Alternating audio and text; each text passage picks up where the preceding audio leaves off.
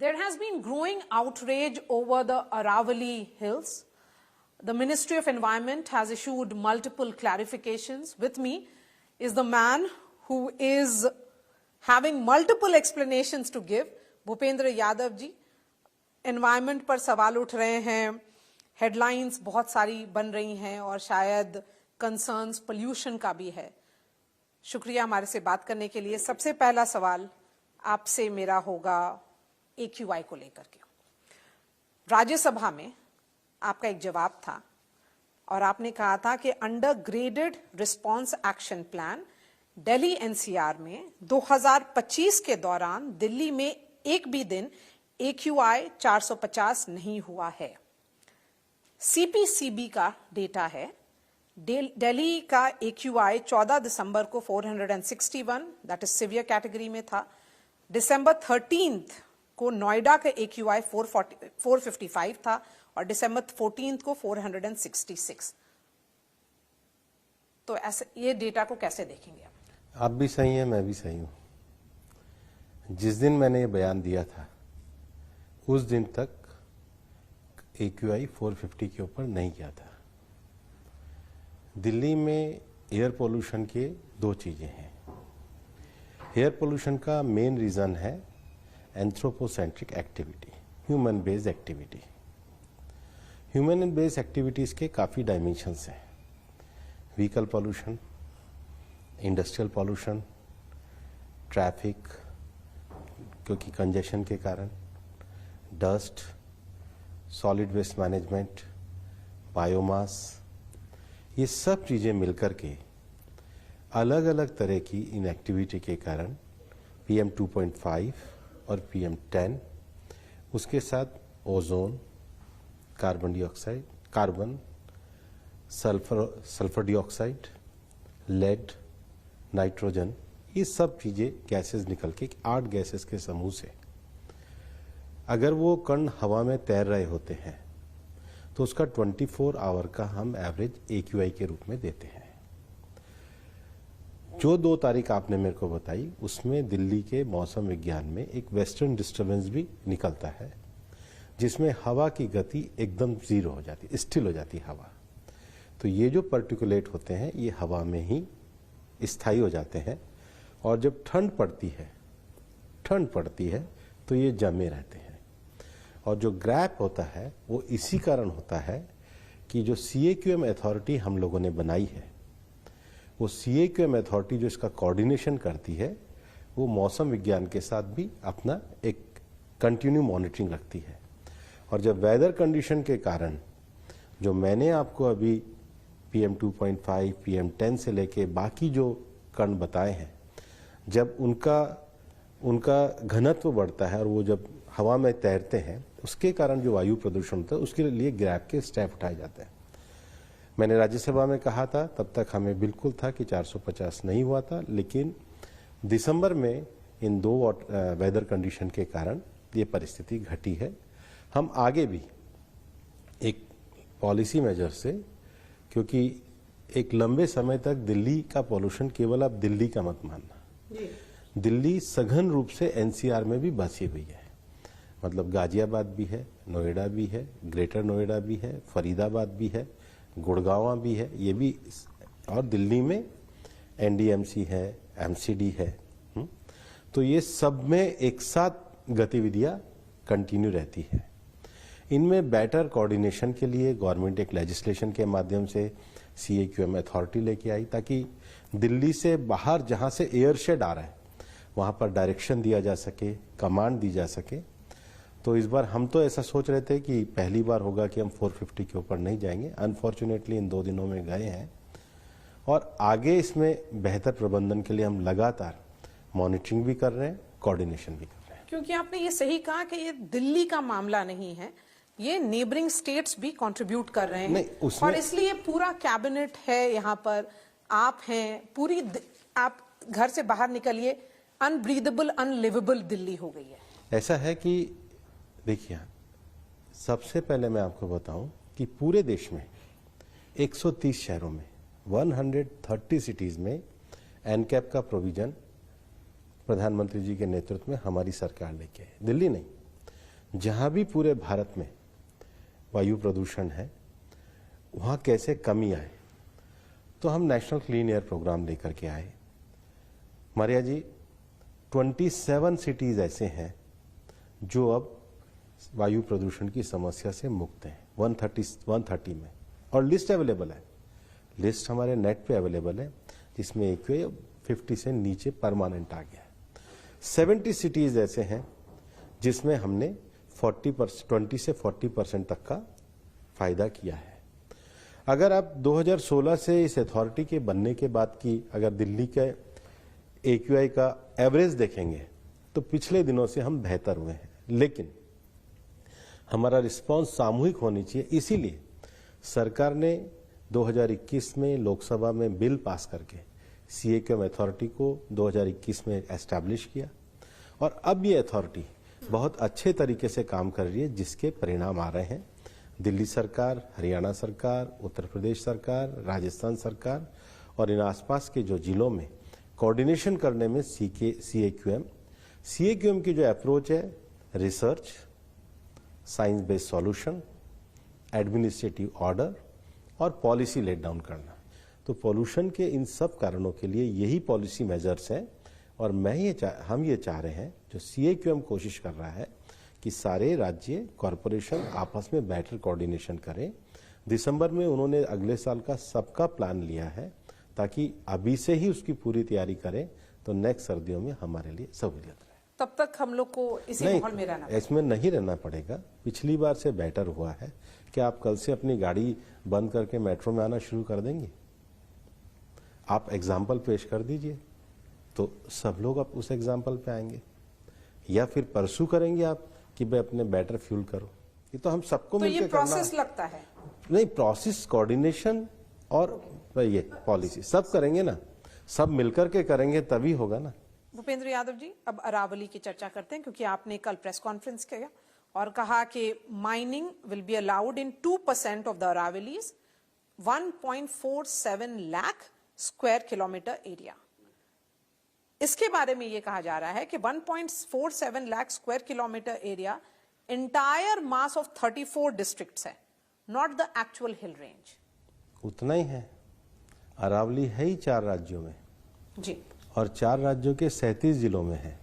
इसमें केवल एक डिस्ट्रिक्ट का डेटा नहीं है, टॉक का, बाकी तो पूरा है। और दिल्ली में तो माइनिंग अलाउ ही नहीं है। दिल्ली में माइनिंग अलाउ नहीं है, गुड़गांव, फरीदाबाद में माइनिंग अलाउ नहीं है। अरावली इतने 4 राज्यों के 37 जिलों में। ये आप और कहां से ला रही है डाटा? यही तो डाटा है। नहीं सर, इसी में forest survey of India identify करता है कि राजस्थान में अरावली 40,483 स्क्वायर किलोमीटर में है, using the 3 degree slope formula. And उनका वार्निंग भी है दैट 100 मीटर डेफिनेशन जो है would exclude over 99% of identified Aravalli hills. ऐसा ही है। आपको भी ये कुछ सो कॉल्ड जो, मतलब ठीक है, सबका अधिकार है। FSI का भी ट्वीट है, उन्होंने इसको डिनाई किया है कि FSI के नाम पे जो भी डेटा किए जा रहे हैं, जो 9% का डेटा दिया जा रहा है, जो आपने भी अपने इंडिया टुडे में दिया है, FSI ने उसको डिनाई किया है। आप पहले अपने फैक्ट्स करेक्ट कर लो मारिया जी। तो आपका कहना है कि FSI मेरा नहीं कहना है, FSI ने ट्वीट किया है। मुझे आज किया उन्होंने, FSI ने। ठीक है सर, चलिए। क्योंकि आप जैसे, मतलब यू आर सो इंटेलिजेंट, और आपकी इंटीग्रिटी तो मैं 20 साल से जानता हूँ जी। आपको तो कम से कम मारिया जी। सर FSI का है, ये लोग तो FSI ने बोला है। FSI ने नहीं बोला है, आप ऐसे ही जैसे लोग एनवायरमेंटलिस्ट कोट कर रहे हैं। जो आप सो कॉल्ड, जो मतलब कौन सी यूनिवर्सिटी होती है, आप उसमें मत जाया करिए। और आप तो मुझे भी फोन कर सकते हो, मैं आपको बता देता। चलिए, एनवायरमेंटलिस्ट। और मैंने देखी है इंडिया टुडे की ये, हाँ ये अब ये जो आज आपने लिखा था, मैंने देखा है। तो इसी से इसके जो सवाल है उसके जवाब दे दीजिए सारे, और जो कंसर्न्स हैं। हाँ, आपका ये तो FSI वाला तो दोनों सवाल खत्म ही हो गए। और स्कोप जो है, जो आपने जो डेफिनेशन दी है, 100 मीटर का अर्थ ये होता है कि टॉप से लेकर और नीचे, उसका वर्ड लिखा है लैंडफॉर्म। लैंडफॉर्म ये है कि जिस जगह पे, जिस क्षेत्र में वो है। अरावली के भी 4 जोन हैं। है ना जी। तो जिस लैंड फॉर्म में उसका सबसे जो नीचे का धरातल है उससे 100 मीटर है और 200 मीटर की अगर ये पर्वतमालाएं हैं उसके बीच का 5 किलोमीटर कंप्लीट है इंक्लूडिंग। और ये जो डेफिनेशन है ये क्यों हुई? राजस्थान में कांग्रेस के समय में रैम्पेट इलीगल माइनिंग हो रही थी। आज भी जो 1008 के करीब राजस्थान में माइंस चल रही हैं उसमें से 700 माइंस अशोक गहलोत जी के समय में दी गई। मैं संख्या के साथ बोल रहा हूं। जब धड़ाधड़ माइन दी जाने लगी तो सुप्रीम कोर्ट में माइनिंग पे स्टे आया। स्टे आने के बाद उन्होंने कहा आप इस प्रकार से अरावली के स्वरूप को नष्ट कर देंगे तो पर्वत और पर्वत श्रृंखला क्या होगी? इस पे सुप्रीम कोर्ट ने कमेटी बनाई। कमेटी में उन्होंने एफएसआई को बुलाया। कमेटी में उन्होंने सुप्रीम कोर्ट की जो अपनी सेंट्रल एम्पावर्ड कमेटी है उसको उनको कहा, साथ में फॉरेस्ट के साथ जियोलॉजिकल सर्वे ऑफ इंडिया को कहा, प्लस चारों राज्यों को कहा।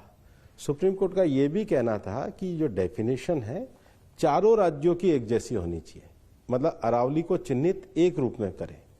पर ये लोग भूल रहे हैं कि अरावली में जो प्रोटेक्टेड एरिया है उस पर माइनिंग होती ही नहीं है। दिल्ली की अरावली में बिल्कुल माइनिंग नहीं है, अलाउ नहीं है। गुड़गांव में अलाउ नहीं है, फरीदाबाद नूह में अलाउ नहीं है। फिर अरावली में 4 टाइगर रिजर्व्स हैं 800 किलोमीटर के। वहां कैसी ही वहां मतलब लैंड का टेरेन है ना, वहां भी माइनिंग अलाउ नहीं है। अरावली में 20 वाइल्ड लाइफ सेंचुरी है। कितने? 20। उसमें भी माइनिंग अलाउ नहीं है। ठीक है। फिर ये जो इको सेंसिटिव जोन है उसके 1 किलोमीटर तक अलाउ नहीं है। और अगर इको सेंसिटिव जोन नहीं बना है, उसका ड्राफ्ट बना है, उसके भी 1 किलोमीटर दूरी तक अलाउ नहीं है। तो ये तो ऑलरेडी प्रोटेक्टेड एरिया है। फिर जहां से वाटर रिसोर्स होगा, जहां से, क्योंकि जैसे लूनी नदी निकलती है, बनास नदी निकलती है, ये जो अरावली के क्षेत्र से निकलती है, उसके जो वाटर कैचमेंट एरिया है वहां पे माइनिंग अलाउ नहीं है। फिर अरावली में बहुत सारी झीलें हैं। कुछ झीलों को रामसर साइट्स का दर्जा है। जैसे अलवर में सिल्लीसेट झील को रामसर साइट का दर्जा है। सांभर झील है, उसको रामसर साइट्स का दर्जा है। उदयपुर सिटी को एज ए सिटी ही रामसर का एक्रेडिट सिटी के रूप में दर्जा है। ये अपने गुड़गांव के पास सुल्तानपुर की झील है, रामसर साइट्स का दर्जा है। दिल्ली में असोला भाटी झील है, उसको रामसर साइट का दर्जा है। उनके बाउंड्री से 500 मीटर तक वैसे ही अलाउ नहीं है। आप मेरी बात समझ रही है?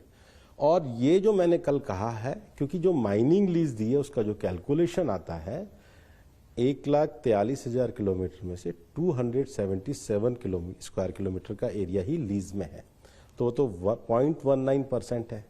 अब सुप्रीम कोर्ट ने क्या कहा है? उन्होंने कहा इवन ये डेफिनेशन होने के बाद भी आप सबसे पहले एक साइंटिफिक मैनेजमेंट प्लान बनाइए, क्योंकि ये जो जितनी भी फोटो जो इन्फ्लुएंसर दिखा रहे हैं ये सब कांग्रेस के समय में माइंस हुई, लोगों ने 8-8, 10-10 साल माइनिंग करी और अबेंडेंट छोड़ के चले गए। कोर्ट का ये कहना है कि भाई आप माइन लेते हो, केवल धरती को खोदने के लिए मत लो। अगर आप उसको छोड़ के जाते हो तो जब आप माइन छोड़ोगे उसका रेस्टोरेशन प्लान भी होना चाहिए, केवल अरावली को खोदने के लिए तो नहीं है। तो कोर्ट ने कहा कि इसका साइंटिफिक प्लान बने, डिस्ट्रिक्ट वाइज प्लान बने। फिर उन्होंने कहा कि आईसीएफआर जो है हमारा एक इंस्टीट्यूट है, जो फॉरेस्ट का सबसे बड़ा रिसर्च इंस्टीट्यूट है, उन्होंने झारखंड में भी सारंडा में प्लान बनाया है। वो हर डिस्ट्रिक्ट का प्लान बनाए, साइंटिफिक माइनिंग का प्लान बनाए, और ये प्लान बनाने के बाद इकोलॉजी, सस्टेनेबिलिटी और अगर स्ट्रेटेजिक मिनरल है तो उसमें एक्स्ट्रा ऑर्डिनरी सर्कमस्टांसेस में माइनिंग की इजाजत दे। Last question now, since you have explained elaborately, third party ecological audits की जो डिमांड हो रही है, कोई ऐसे ग्रुप जो आपकी मिनिस्ट्री को रिपोर्ट नहीं करते? नहीं, हमारी मिनिस्ट्री के सारे डॉक्यूमेंट ऑनलाइन है, हमारे सारे पेपर ऑनलाइन है। जैसे मैंने कहा समीर ऐप ऑनलाइन है, प्राणा पोर्टल ऑनलाइन है। आपको समीर ऐप और प्राणा में कोई भी दिक्कत लगे आप चर्चा कर सकती हैं। एफएसआई के सारे document forest survey of India द्वारा हर 2 साल में एक सर्वे किया जाता है, वो ऑनलाइन है। और सबसे बड़ी बात है, हमारे जो डॉक्यूमेंट हैं, आपने थर्ड पार्टी कहा है, हमारे डॉक्यूमेंट को स्टडी यूनाइटेड नेशन का जो FAO है, जो ऑर्गेनाइजेशन है, जो इंटरनेशनल इस स्तर पर, अंतर्राष्ट्रीय स्तर पर फॉरेस्ट स्टेटस रिपोर्ट दिखाता है, उसने भी ये स्वीकार किया है कि भारत का ग्रेड 10 से बढ़कर 9 हुआ है। आप उस रिपोर्ट को 2 महीने पहले आई है, और हमने नहीं करी है, यूनाइटेड नेशन ने करी है। चलिए, तो इससे बड़ा ऑडिट क्या हो सकता है? चलिए भूपेंद्र यादव जी, आप as always you were combative and at your best, so thank you so much. हमसे बात करने के लिए बहुत बहुत शुक्रिया। थैंक यू मारिया जी, और आप हमेशा ही बहुत सही जानकारी लोगों को देती हैं। मुझे अच्छा लगा आपके कार्यक्रम के माध्यम से मैं कुछ सही जानकारी देने में सफल हूं। Thank you sir. Thank you.